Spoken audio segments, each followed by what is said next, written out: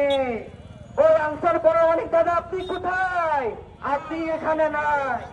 এই mayor candidate মিলন ভাই আপনি কোথায়? আপনি এখানে নাই। মিলন ভাই কমেন্টে বলে আল্লাহর কসম আমরা 1% দলের সঙ্গে ইনভলভমেন্ট নেই। আমার কথা, আপনি যদি পার্সেন্টে না থাকেন এই জনগণের কাতারে এসে আপনি আপনাকে প্রমাণিত করেন।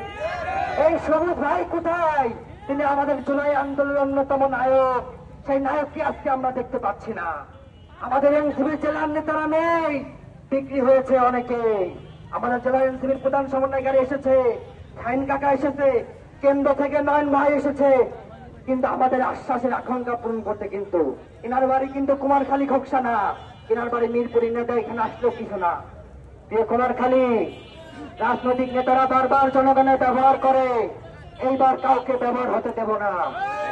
আজকে যে আমাদের উপর হামলা করেন, পাল্টা হামলা খাওয়ার জন্য খোদার কসম রেডি থাকবেন, হয় মরবো নাই মারবো। এটা একদম লাইট এন্ড ক্লিয়ার। আপনাদের কোথায় গিয়েছে?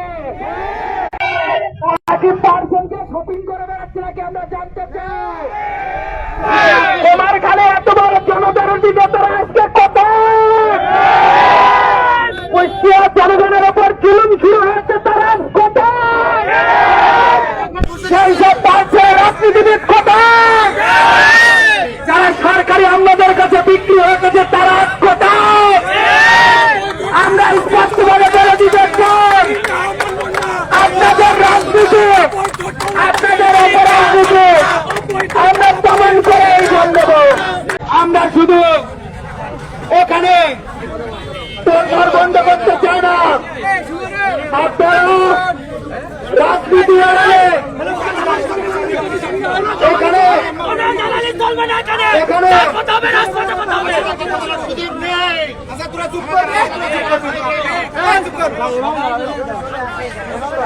এখানে রাজনীতির আড়ালে যারা অপরাজনীতি করে আমরা তাদের মুখ দেখতে চাই। এই তোরঘর চালু হয়েছে, এই তোরঘর চালু হবে। ডিসি অফিসে কারা কারা সিগনেচার করেছে আমরা তাদেরকে দেখতে চাই। কারা কারা তোমার জনগণের রাজনীতি বিজয়কে যারা সিগনেচার করে আমরা তাদেরকে দেখতে চাই। এই যারা যারা যারা যারা শুনেন, এই জনবিরোধী কাজ আপনারা জানেন 5 আগস্টে বন্ধ হয়েছে। তাদের যদি এত টাকার অভাব হয় তারা স্ট্যান্ডে প্লেট নিয়ে বসে পড়ো। আজকে আপনাদের উপস্থিতি পুলিশ ভাইদের অসংখ্য ধন্যবাদ, সাংবাদিক ভাইদের, প্রিন্ট মিডিয়াদের ভাইদের অসংখ্য ধন্যবাদ এবং সর্বশেষ আমাদের এই রাজপথের সহযোগিতাদের অসংখ্য ধন্যবাদ।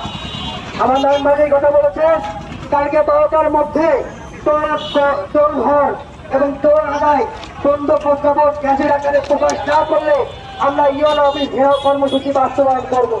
সেই মর্মে আমরা সেইভাবে প্রস্তুতি নিব এবং আজকে কর্মসূচি আমরা এখানে ঘোষণা করছি। ইনকিলাব জিন্দাবাদ। ধন্যবাদ।